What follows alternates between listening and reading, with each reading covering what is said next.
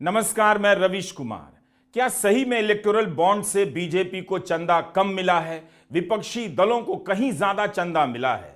Video का starting देख करके और थंबनेल देख करके आपको समझ में आ गया होगा कि हम किस मुद्दे पे बात करने वाले हैं। तो रवीश कुमार अपने आप को न्यूट्रल पत्रकार मानते हैं, शायद होंगे भी, लेकिन इस वीडियो में हम उन्हीं के वीडियो के ऊपर कुछ बात करने वाले हैं और कुछ फैक्ट भी रखने वाले हैं। जो फैक्ट रवीश कुमार ने रखे हैं, मैं उस फैक्ट को थोड़ा और डीप में आपको समझाने का ट्राई करने वाला हूं और आप उनके तथ्य सुनिएगा और फिर जो मैं बताऊंगा आपको वो तथ्य सुनिएगा। फिर आप कंक्लूजन पे निकलिएगा कि आपको क्या लगता है, आपको सही क्या लग रहा है। आप अपना तर्क खुद बनाइएगा, क्यों बायस्ड होकर के आप सोचिएगा या फिर आप मेरे बात को या फिर उनके बात को लेकर के आप फॉलोअर बनिएगा। उससे अच्छा है कि हम दोनों का बात सुने और फिर उसके बाद हमारा अपना कंक्लूजन हो। जैसा कि रवीश कुमार अपने वीडियो में बताते हैं कि इलेक्टोरल बॉन्ड में बहुत ज़्यादा घपला हुआ है। हालांकि ये उनका इस मुद्दे पे दूसरा वीडियो है, इससे पहले भी वो एक वीडियो बना चुके हैं। तो आइए इस वीडियो का शुरुआत करते हैं। जो तर्क सुप्रीम कोर्ट में नहीं चला, तमाम खोजी रिपोर्ट में ध्वस्त हो गया, उन तर्कों को व्हाट्सएप यूनिवर्सिटी के नाले में बहाया जा रहा है। तो ये लोग व्हाट्सएप यूनिवर्सिटी जब बोलते हैं, इसका मतलब होता है कि ये उस बात को खंडित करना चाहते हैं, उस बात को एकदम से झूठा साबित करना चाहते हैं जो बातें व्हाट्सएप पे मैसेजेस के द्वारा किसी के पास जा रहे हैं। तो सबसे पहले रवीश कुमार जी, आप ये बताइए कि अगर जो बात सही है, लाइक कि 15 अगस्त 1947 को हमारा देश आज़ाद हुआ था, तो इसका क्या मतलब बनता है कि अगर भारत का कोई प्रधानमंत्री दूसरा आ जाता है तो क्या वो भारत के आज़ादी का दिन चेंज कर देगा? क्या डेट वो चेंज करके बोलेगा? जो फैक्ट रहेगा, फैक्ट तो वही बोलेगा, चाहे वो कोई भी व्यक्ति हो। जो भी फैक्ट होगा, अगर वो व्हाट्सएप यूनिवर्सिटी में घूम रहा हो या अमित शाह कह रहे हों या नरेंद्र मोदी कह रहे हों या राहुल गांधी कह रहे हों, जो बात तथ्यात्मक रूप से सही है वो तो वही बात कहेंगे। और व्हाट्सएप पे अगर कोई मैसेज डाल के इसको फैला रहा है तो इसमें गलत क्या है? अगर व्हाट्सएप पे सही बातें चल रही हैं, अगर अमित शाह ने भी वही बात कहा है, तो इसमें गलत क्या है? जहां मिडिल क्लास के अंकिल सीवेज ट्रीटमेंट प्लांट बनकर इस गंदे पानी को साफ कर रहे हैं, गंगा जल में बदल रहे हैं। और दूसरी बात, ये वीडियो में ये भी कहे हैं कि मिडिल क्लास के जो अंकिल टाइप लोग हैं वो इसको सीवेज प्लांट की तरह साफ सुथरा और गंगा जल की तरह पवित्र करना चाहते हैं। तो आप एक बात बताइए रवीश जी, अगर इलेक्टोरल बॉन्ड गलत है, चलो हम मान लेते हैं कि इलेक्टोरल बॉन्ड गलत है, तो क्या वो वाला तरीका सही था जब पार्टी डायरेक्ट चंदा लेती थी, जिसमें किसी भी डोनर का, मतलब चंदा जो देता था उसका नाम तक पता नहीं चलता था? क्या वो तरीका सही था? तो आप मुझे एक बात बताइए कि जब से ये इलेक्टोरल बॉन्ड का कंसेप्ट आया है, उससे पहले चंदा लेने का क्या तरीका होता था और क्या प्रोसीजर था? तो उस समय लोग कैश में चंदा देते थे। अब कैश में चंदा देते थे, किस पार्टी को कितना चंदा मिला, अगर वो गलत तरीके से बताता है कि हमें इतना मिला है, अगर सपोज कीजिए कि कांग्रेस को 10,000 चंदा मिला और वो कहता है कि 1,000 मिला, बाकी के 9,000 उसके पॉकेट में। अगर बीजेपी को 20,000 चंदा मिलता है और वो पार्टी कहती है कि हमको 2,000 चंदा मिला, बाकी के 18,000 उसके पैकेट में, तो आप उस समय और वैसे वाले कंसेप्ट से जो डायरेक्ट पैसे मिलते थे किसी भी पार्टी को, उसमें आप कैसे प्रूफ करते कि इसको कितना चंदा मिला है? क्योंकि जो पार्टी कहती वही मानना पड़ता।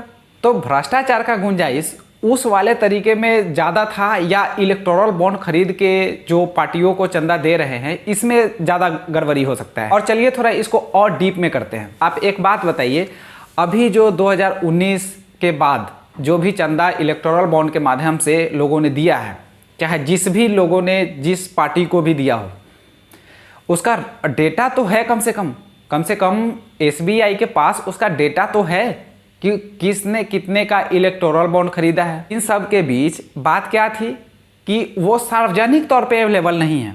तो सार्वजनिक तौर पे अवेलेबल नहीं होना भी एक तरह से आप उसको पूर्ण रूप से गलत नहीं कह सकते। क्यों? क्योंकि अगर किसी व्यक्ति ने किसी भी पार्टी को चंदा दिया है और अपोजिशन वाले की सरकार बनती है, तो उस व्यक्ति के खिलाफ हो सकता है कि वो सरकार विरोधी भावना से काम करे, हो सकता है उसका अगर बिजनेस है तो उसके बिजनेस को चौपट कर दे। ये तो होता है ना, आप मानते हैं कि नहीं? अगर हम न्यूट्रल होकर बात करें तो आप बताइए कि अगर किसी राज्य में कांग्रेस की सरकार है, ठीक, और किसी व्यक्ति ने कांग्रेस को चंदा दिया है अच्छा खासा, किसी भी व्यक्ति ने उस पार्टी को अच्छा खासा चंदा दिया है, हम एक एग्जाम्पल लेके चलते हैं कि कांग्रेस को अच्छा खासा पैसा दिया है, और क्या होता है कि कांग्रेस उस राज्य में चुनाव हार जाती है, वहाँ बनती है बीजेपी की सरकार, ठीक है, हम बिल्कुल न्यूट्रल होकर बात कर रहे हैं। तो एग्जाम्पल को आप समझिएगा, वहाँ बनती है बीजेपी की सरकार। तो आपको क्या लगता है कि बीजेपी अगर सरकार में आती है तो उस व्यक्ति के खिलाफ कार्रवाई नहीं कर सकती है? अगर बीजेपी को ये सवार हो गया कि इस व्यक्ति ने उस पार्टी को चंदा दिया था तो कार्रवाई कर सकती है, उसके बिजनेस को चौपट भी कर सकती है। सेम कंट्राडिक्शन सारी पार्टियों के साथ है। मतलब मैं बीजेपी को नहीं कह रहा, मैं जस्ट एग्जांपल के लिए आपको दिया हूँ। अगर सपोज कीजिए कि अगर कांग्रेस की सरकार बन जाती है और चंदा बीजेपी को मिला था तो क्या कांग्रेस वाले उसको छोड़ देंगे? बिल्कुल नहीं छोड़ेंगे। अगर उनको पता रहेगा कि इस व्यक्ति ने इसको इतना चंदा दिया, कोई भी आएगा वो अपने हिसाब से उसके साथ ट्रीट करेगा। तो इस लिहाज से इलेक्टोरल बॉन्ड सही नहीं था। अच्छा, एक और बात बताइए रवीश जी, 2014 से पहले जितनी भी पार्टियों को चंदा मिला है, क्या उसका डेटा आपके पास है? क्या उसका डेटा निर्वाचन आयोग के पास है कि किस व्यक्ति ने किस पार्टी को कितने चंदे दिए थे? नहीं है। तो चंदा देने का रिकॉर्ड 2014 से पहले का नहीं है। तो भ्रष्टाचार उसमें ज़्यादा हुआ होगा या इलेक्टोरल बॉन्ड के माध्यम से जो चंदा दिया गया है इसमें ज़्यादा भ्रष्टाचार हुआ होगा? और चलो भ्रष्टाचार हुआ भी है, चलो मैं आपकी बात से सहमत हूँ कि भ्रष्टाचार हुआ है, तो भ्रष्टाचार का रिकॉर्ड तो है कम से कम। आज हम इस मुद्दे पे तो बात कर सकते हैं ना कि इस पार्टी को इतना चंदा मिला, इस तरीके से मिला, कम से कम भ्रष्टाचार दिखेगा तो सही। लेकिन जिसका रिकॉर्ड ही नहीं है उस पे हम कैसे बात कर सकते हैं? और आप ठहराते हैं कि वो वाला तरीका सही था। चलो इलेक्टोरल बॉन्ड को सुप्रीम कोर्ट ने अवैध कर दिया है कि ये कानूनन नहीं है, तो दूसरा क्या तरीका रहेगा? फिर कैश में चंदा देंगे? और क्या लगता है आपको इलेक्टोरल बॉन्ड के लिए जो आप बातें कह रहे हो कि इलेक्टोरल बॉन्ड न मिलने की वजह से बीजेपी ने कंपनियों के ऊपर छापा मरवाया, रेड मरवाया, ईडी भेजा, सीबीआई भेजा, चलो मैं मान लेता हूँ, लेकिन उस कंपनी ने उसके बाद इलेक्टोरल बॉन्ड खरीदे और वो बीजेपी को ही दिए, तो कम से कम आज बात करने के लिए तो टॉपिक तो है हमारे पास कि हम बात कर सकते हैं, हम उस पार्टी को घेर सकते हैं।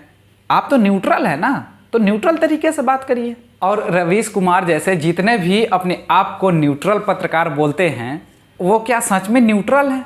क्या वो सच में न्यूट्रल बातें रखते हैं? इतना ही न्यूट्रल हैं तो आप संदेश खाली पे बोलते हैं, आप कभी पश्चिम बंगाल के सत्ता पे बोलते हैं, क्योंकि आप तो न्यूट्रल हैं। चलो जो प्रो बीजेपी रिपोर्टर हैं, चलो आपके कथा अनुसार हम मान लेते हैं, जिसको आप गोदी मीडिया बोलते हैं, अगर वो गोदी मीडिया ही हैं तो कम से कम फैक्ट तो रखती है। आप न्यूट्रल हैं, आप काहे नहीं बोलते हैं हर स्टेट पे? आप भी हर स्टेट पे बोलिए ना, तब ना आपका न्यूट्रलिटी सामने आएगा। और इनके हिसाब से मिडिल क्लास वाले अनपढ़ है, गंवार हैं, उसको कुछ पता ही नहीं है। अरे व्हाट्सएप का जो फैक्ट आता है हम भी थोड़ा रिसर्च करते हैं उस पर। ज़रूरी नहीं है कि हर व्यक्ति को समझ में नहीं आता है कि फैक्ट क्या है। आप बताइएगा तभी थोड़ी समझ में आता है। अभी आप जो डेटा देखे हैं जो रवीश कुमार बता रहे हैं, चलिए उस डेटा पे भी बात करते हैं। 20,000 करोड़ का जो चंदा मिला है, जो पूरी फंडिंग हुई है, उसमें 6,000 करोड़ बीजेपी को मिला है, बाकी 14,000 करोड़ अन्य पार्टियों को मिला है। अन्य में कांग्रेस के साथ सारे दल शामिल हैं। और ये जो डिवाइड वाला फॉर्मूला बता रहे हैं उसमें चलो आप कह रहे हो कि ये गलत है। मैं आपसे एक बात पूछता हूँ कि एक पार्टी है जिसको हर जगह जीत मिल रही है और हर जगह लोग उसको जान रहे हैं, सबसे बड़ी पार्टी है, तो चंदा किसको सबसे ज़्यादा मिलना चाहिए? एक पार्टी है जो सिर्फ एक ज़िला में काम कर रही है, जिसको एक ज़िला के बाहर कोई नहीं जान रहा है, एक स्टेट के बाहर कोई नहीं जान रहा है, और एक पार्टी है जिसको भारत के सारे स्टेट में लोग जान रहे हैं। सबसे ज़्यादा चंदा किसको मिलेगा? अभी बीजेपी की सरकार है और हर जगह हर स्टेट में लगभग मेजोरिटी में है, मतलब बहुत सारे स्टेट में बीजेपी की ही सरकार है। तो चंदा सबसे ज़्यादा किसको मिलना चाहिए? वो अलग बात है कि आप किसी को भी दे सकते हैं, लेकिन एक जो रियलिटी है और जो फैक्ट है उसके हिसाब से अगर आप सोच कर देखें तो जो सबसे बड़ी पार्टी है उसको चंदा ऑफकोर्स ज़्यादा मिलेंगे। उसके फॉलोअर इतने ज़्यादा हैं, उसको मानने वाले इतने ज़्यादा हैं, इसमें कुछ गड़बड़ है। अगर सपोज कीजिए कि यही चंदा कांग्रेस को सबसे ज़्यादा मिलता तो क्या आप इसी तरीके से बात कर रहे होते? और कांग्रेस जो दिन प्रतिदिन घटते जा रही है उसको चंदा कैसे मिलेगा? चंदा तो लोगों के ऊपर होता है ना कि लोग किसको देना चाहते हैं। आज आप नहीं मानते हैं कि मोदी की लोकप्रियता है, इसलिए आपको लगता है कि इसको चंदा नहीं मिलना चाहिए, लेकिन आप उस सच्चाई से कैसे भाग सकते हैं? मोदी को मानने वाले, मोदी के फॉलोअर इतने ज़्यादा हैं कि चंदा ऑफ कोर्स बीजेपी को ज़्यादा जाएगा, तो इससे दिक्कत वाली बात होनी नहीं चाहिए। अच्छा रवीश जी, जब आप इस फैक्ट को इस तरह से तोड़ मरोड़ करिए रहे हैं तो हम लोग से ही पूछ लेते हैं, आप जो भी वीडियो देख रहे हैं आप खुद बताइए। एक पार्टी है टीएमसी जो सिर्फ बंगाल में है, उसका वर्चस्व सिर्फ बंगाल में है, बंगाल के बाहर उसे कोई नहीं जानता, और उसको मिलते हैं 1600 करोड़ की फंडिंग।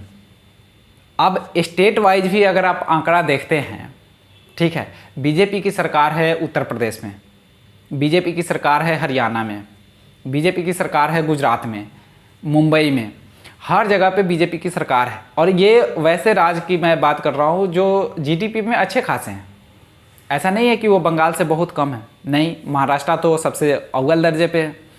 फिर भी वहाँ बीजेपी की सरकार होते हुए भी इतने चंदा उसको नहीं मिलती है, ये खुद सोचने वाली बात है। मतलब एक पार्टी, हम स्टेट वाइज अगर कैलकुलेशन करें, कंट्री वाइज कैलकुलेशन इसलिए नहीं कर रहे हैं क्योंकि कंट्री वाइज जो पार्टी है, कंट्री सेंट्रिक जो भी पार्टी है वो इतना मजबूत नहीं है।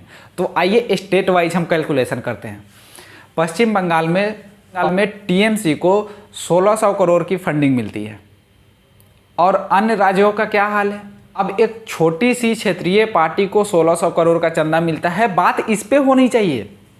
अगर आप स्टेट वाइज कैलकुलेशन निकालते हो तो क्यों नहीं निकालना चाहिए भाई? अब जो पार्टी स्टेट तक सीमित है उसको 1600 करोड़ चंदा, और जो नेशनल पार्टी है उसको 6000 करोड़ चंदा। मतलब 16 से अगर हम मल्टीप्लाई करते हैं 4 में तो भी वो 6000 करोड़ के समथिंग आ जाता है। मतलब अगर ये पार्टी, अगर तृणमूल कांग्रेस टीएमसी 4 राज्यों में होती तो उसको 6000 करोड़ से ज़्यादा की फंडिंग मिलती। तो जो आप लॉजिक लगा रहे हो, ये लोगों को बताओ तो सही कि आप किस लॉजिक पे बात कर रहे हो। बीजेपी सबसे बड़ी पार्टी है, उसको स्वाभाविक सी बात है कि उसको चंदा ज़्यादा मिलेगा, उसके फॉलोअर बहुत ज़्यादा हैं, उसको चंदा मिलेगा क्योंकि अभी मेजोरिटी में है गवर्नमेंट, और प्रो इनकम्बेंसी है, एंटी इनकम्बेंसी नहीं है। प्रो इनकम्बेंसी में पार्टी को अच्छा खासा चंदा मिलता है। जिस भी पार्टी की जीतने की संभावना अधिक होती है उसी पार्टी को ज़्यादा चंदा मिलता है। अगर किसी दिन ये कांग्रेस पार्टी ही जीतने वाली होएगी तो उसको चंदा वहाँ ज़्यादा मिलेगा। तो आप इस फैक्ट को तोड़ मरोड़ कर लोगों के पास पेश कर रहे हैं, जो कि सही नहीं है। आप न्यूट्रल कहते हैं तो आप न्यूट्रल बन के थोड़ा रहिए और न्यूट्रलिटी दिखाइए। प्रो कांग्रेस की तरह आप बात करते हैं और अपने आप को साबित करते हैं कि you are neutral. No, you are not. तो दोस्तों, इस वीडियो में हम दोनों तरफ का पक्ष आपको रख कर बताए हैं, और आप कंक्लूजन कीजिए कि जो रवीश कुमार कह रहे थे, और इस वीडियो के बाद जो भी आपका सुझाव है वो आप हमें कमेंट बॉक्स में बता सकते हैं। We will look into it, और हम ट्राई करेंगे आपको बेटर अंडरस्टैंडिंग दे सके। और जाहिर सी बात है, आप इस वीडियो को देखने के बाद अपना तर्क खुद से बना सकते हैं, और आपकी राय अहम है। आप वीडियो के कमेंट बॉक्स में ज़रूर बताइए।